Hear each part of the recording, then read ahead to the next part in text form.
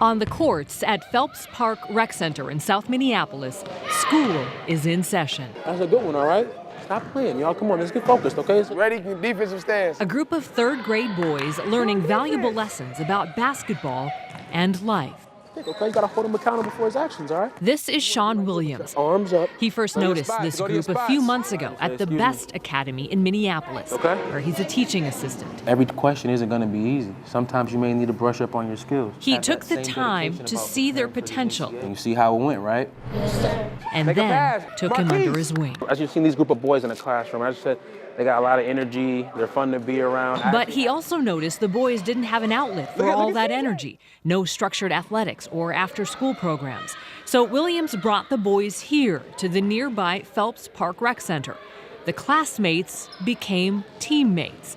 The third-grade Phelps Falcons. Where you supposed to be? Coach Williams and all the coaches here Find your teammates, okay? You know who on your team? Are all volunteer and all business, teaching with love and by example.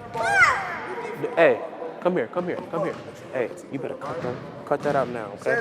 All that attitude, cut it out, okay? Here's your teammates, and you don't need to be frustrated, okay? All right? I like to talk to them a lot about their reactions. The way they react to the referee is the same way you react to your teacher.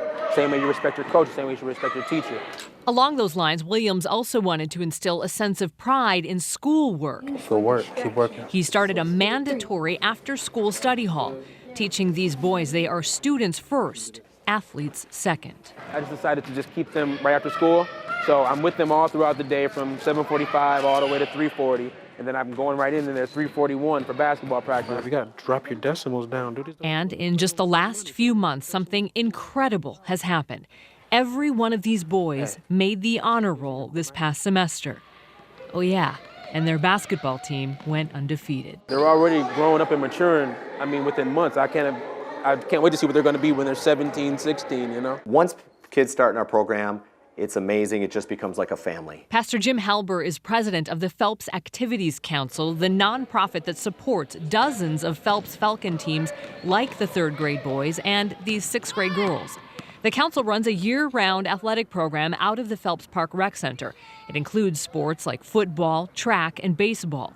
Halber started it 8 years ago and has since thrown lifelines to countless kids. Those are the kids otherwise you see just hanging out on the street corners, nothing to do. And we believe we're being an answer to the problem, not just complaining about it. 17-year-old Peyton Bowdry admits he was one of those wayward kids until he became a Phelps Falcon. Yes. Now he's off to college with a full scholarship. Having more than one father figure that constantly on your back, constantly checking up on you, constantly congratulating you, motivating you, give yourself confidence. I'm so glad that you remembered that you're supposed to do your responsibilities. I'm glad that you did that. And that's the goal here. Connect with them when they're young and then hold on tight. We want to keep them all the way to 9th grade. And if we're not coaching high school, we want them to go off and play high school and see what young men they're going to become. Help them up. Make sure you help your teammate up, all right? Because sometimes all it takes is a single hand. Thank you for being a great coach. And a little heart. I learned a lot. To get kids pointed in the right direction. We're just showing them where the room is.